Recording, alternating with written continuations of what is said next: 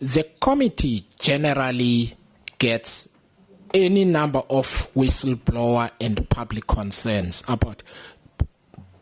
Honourable members and colleagues, please WhatsApp each other. We get a number of concerns, whistleblowings and so on, and we, at least I feel an obligation to follow up on all of them if we can. There is an anomaly in that reality that we deal with. The volume of communication, either from members of the public, the staff, or other stakeholders of the Road Accident Fund, is I can only term as a flood. I have had to ask that we rearrange the way the committee secretariat works so that we may have somebody who just helps us with those matters. They are too many. They are too concerning.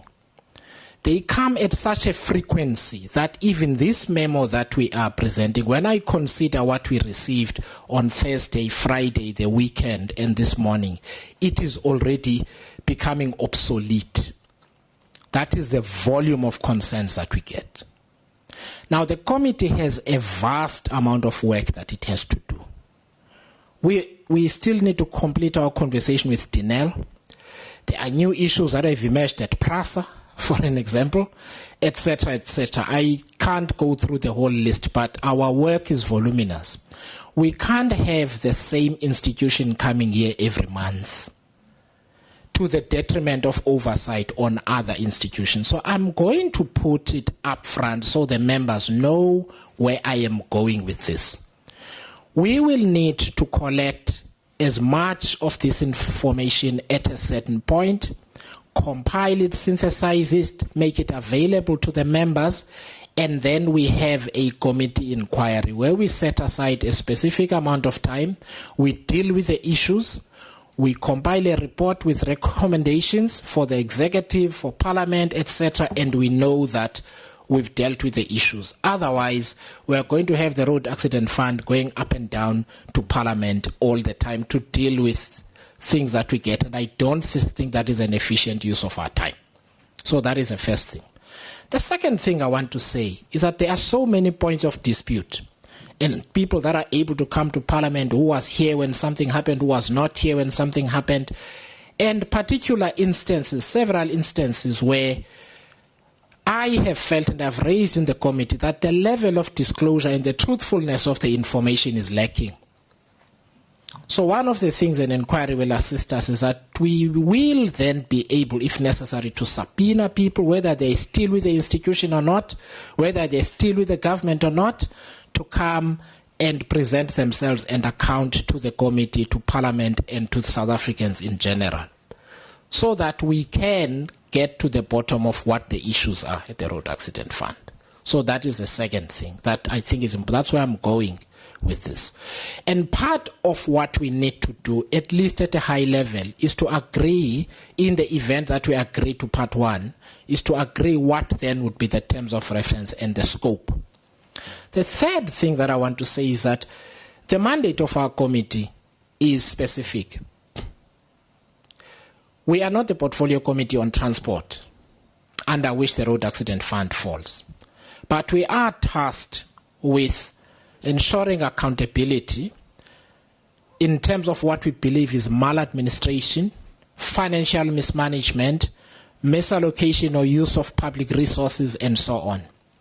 And the matters that I have placed before the committee in this memorandum, in the end, lead to all of that, to all of those. The seeds of maladministration, actual maladministration, the inappropriate use of public funds, etc., etc., or waste. Because the members have the memorandum before them, I am not going to read it. I am, however, as the person and I'm grateful for the help that I received from the committee secretariat in pulling this together, ultimately it's my signature on it, and I must own it and explain the memorandum to everyone. And do this recognizing that there continues to be much public debate and appearance in other portfolio committees. The first thing that I've placed before the committee in the memo is my interpretation and implication of the organogram and the vacancies and therefore the lines of authority that arise as a result, and therefore the impact that it has on public funds as a consequence. And I've made several examples, and I will not do this in sequence. For example, the committee has raised previously the issue of people who are facing disciplinary charges in one place, go to another institution, get a job, and life continues as usual. The committee has continually asked about the vetting of officials. In almost every meeting, the committee asks. You have all been here when we've asked the Road Accident Fund about the vetting of officials in general, and also the vetting of particular individuals. And we've received conflicting reports. On the 26th or 16th or 19th of October in 2024, we were here, the Chief Executive of the Road Accident Fund and the chairperson, they were sitting on this side. They said the Chief Executive has been vetted. They came here in March this year. They said the Chief Executive has not been vetted. They forgot what they told us in October. That's an anomaly. The second instance, we had a back and forth about the role of Chief Investment Officer. I have explained in the memo that, first of all, the Road Accident Fund is not a PIC. Chief Investment Officers do long-term asset allocation or capital allocation. That's not the role of the Road Accident Fund. It so happens that the person who's acting in that role is a person who falls under a concern the committee has raised about the vetting of people and people escaping discipline. Members were here in March when I asked, where is this money invested? The Chief Executive of the Road Accident Fund said, we can't tell you where the money is invested because there are people who are looking for it. If the PIC were to appear here and say to the members, we can't tell you where the money is, I think justifiably the members would be outraged. But that answer was given to this committee. So incidents like that make anyone ask, hang on, what is really going on here? Why are we getting these answers and so on? I will make two further points on this organogram. There is no chief claims officer. There is no head of claims operations, as we can see. The people in the regions, according to some of the whistleblower accounts we have, are acting. So the entire claims ecosystem is gutted. Then there is no head of legal. There hasn't been a head of legal for 2.5 years. In fact, by the Road Accident Fund's own letter to me on Friday, they last advertised for that role and the Chief Claims Officer in 2023. They did nothing for the rest of the second half of 2023 and nothing in 2024 and nothing for the first half of 2025. That cannot be correct. That has got a serious impact because the Road Accident Fund works with litigation which in the end costs taxpayers money. Over and above that, within a short period of time, I've said in the committee, that's what I mean by obsolete. I asked the Road Accident Fund, how many legal staff have you lost over the last 3 years? They've lost 28. And there's no head of legal. And the Road Accident Fund is not even able to show up in court to say we are defending a matter. And where someone should be awarded 500,000 rand, they might get away with 6 million. Because there's no one to defend the matter. And when the Road Accident Fund shows up to now try and overturn, the court says, you should have been here, you were not here, you are still not ready. Punitive costs over and above, which taxpayers pay.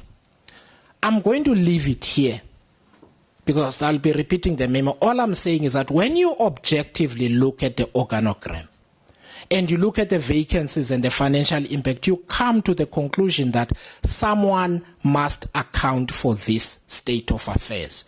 It cannot be okay because we have to be consistent as a committee.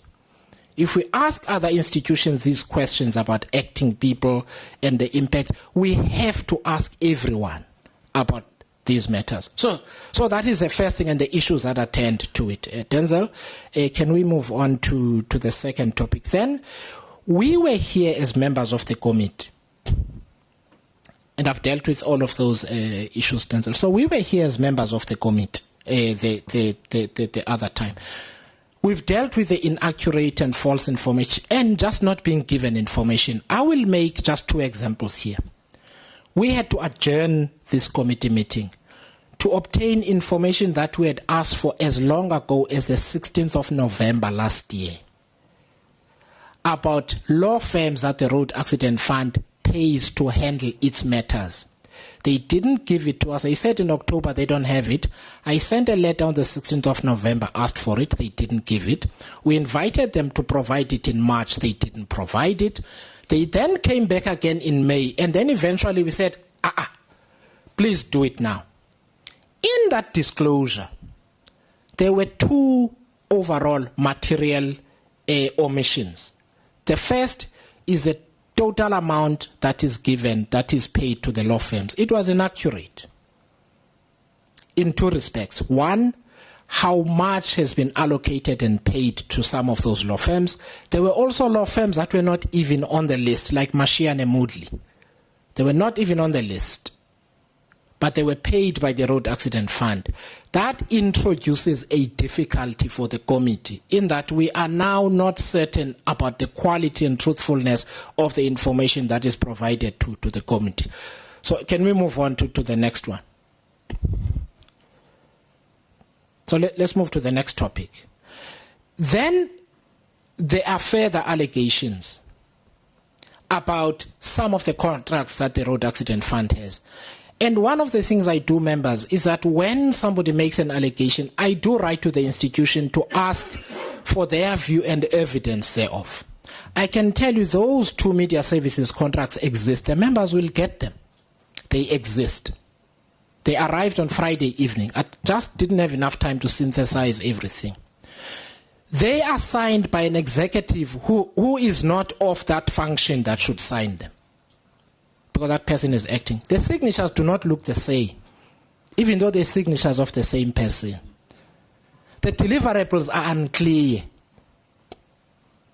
And I'm speaking as somebody who's concluded similar contracts in the past in my professional career.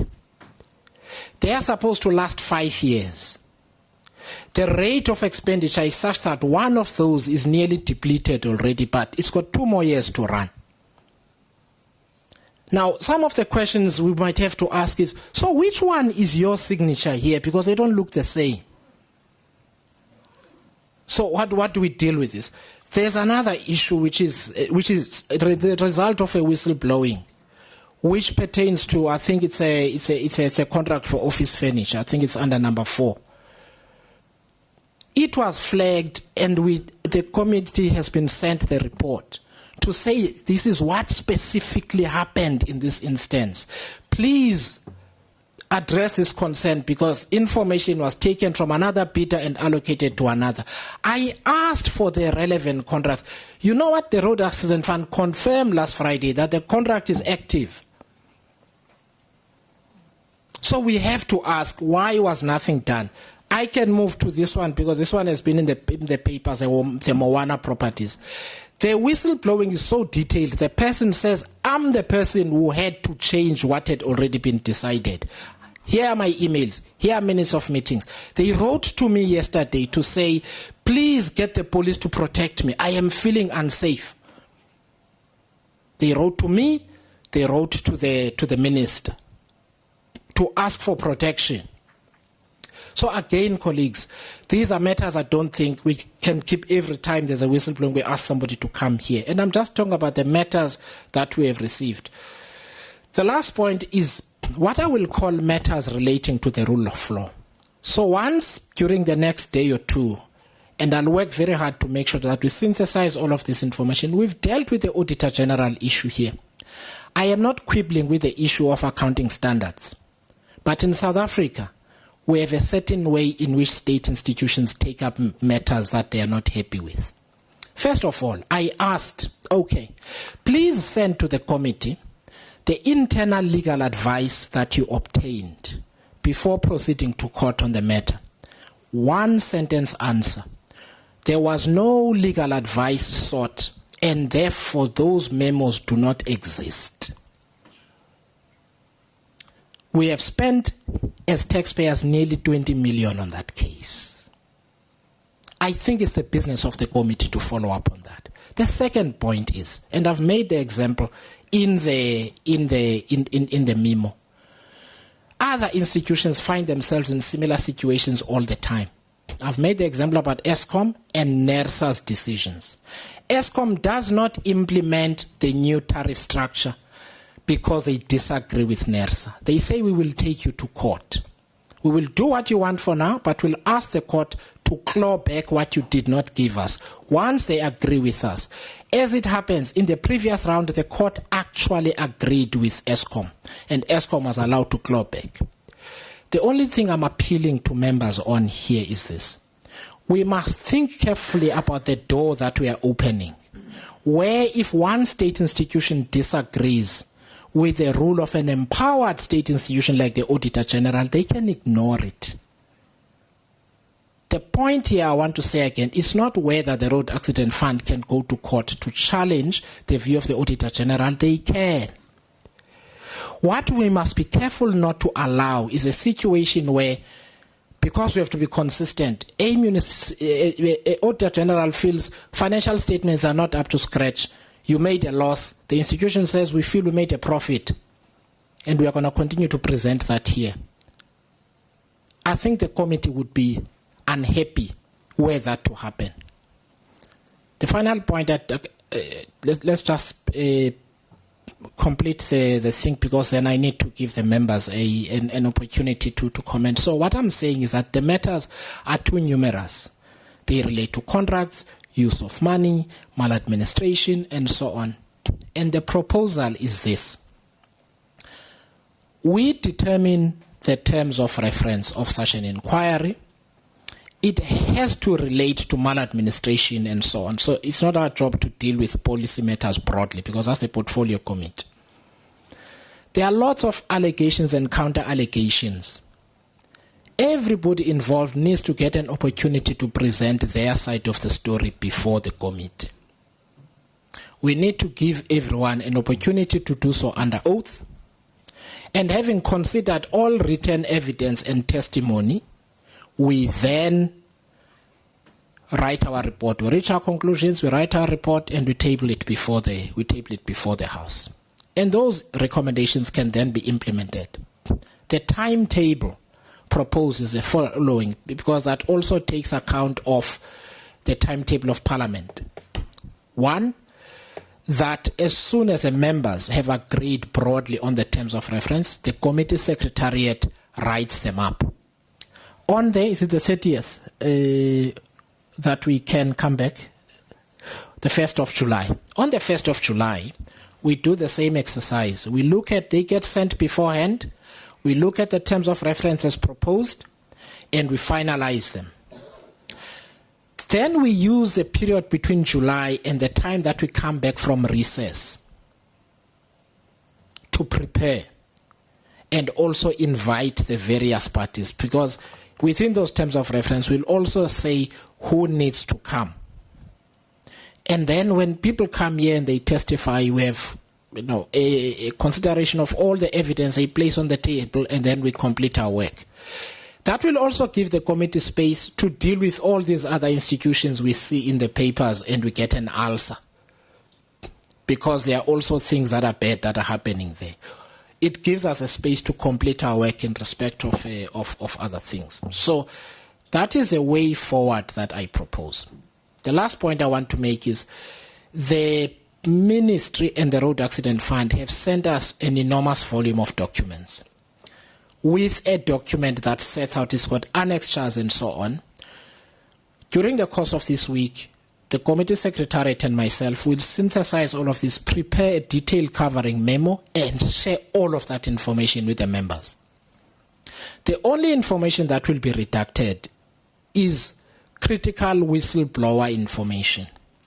such as phone numbers and their names, because people have attached their names. Some of them have said, you can call us, but I have got this concern. So that's what we'll do, but the committee members will also get enough time to consider all of this information. So nothing will be hidden, basically, except information that we just generally want to protect.